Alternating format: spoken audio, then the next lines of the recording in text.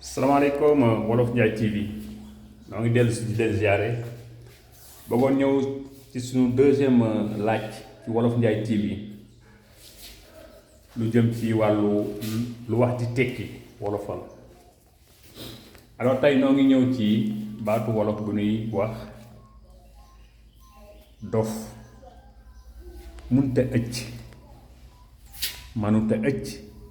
waaye mën na yàq poqe. ma baamtu ko dof manu la ëcc waaye mën na yàq poqe ci wolof yi piir yi nag moom nun ñi nga xam si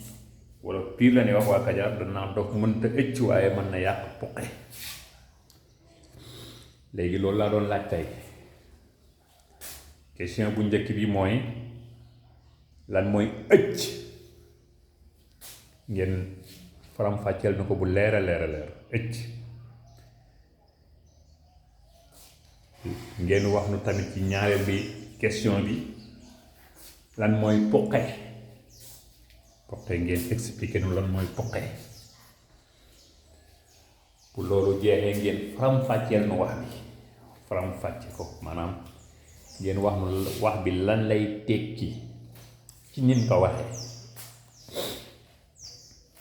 faram-fàcce ko ngeen waxaale nu lan la wund buñ la waxee walla bu nu waxee dof munta ëcc waaye mën na yàq poqe lan la ci olof bëgg a wax lan la junj ngeen tekki na loolu. noo leen di xaar ci chaîne YouTube Wolof Ndiaye TV Wolof Ndiaye TV wolof bi moom comme ni ñu koy bindee français noonu lañ koy bindee nii mais njaay bi noonu koy bindee NJ2AY TV Wolof Ndiaye TV. noo ngi leen di xaar ci commentaire yi pour tontu noo ngi leen di xaar également ci sama page WhatsApp wala Facebook foo ci tontu sama page WhatsApp c'est le numéro 77 547 07 89 ngeen indil na tontu yi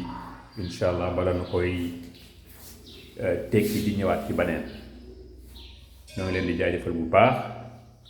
ci abonnement yi ci j'aime yi ci commentaire yi daa ngeen jëf.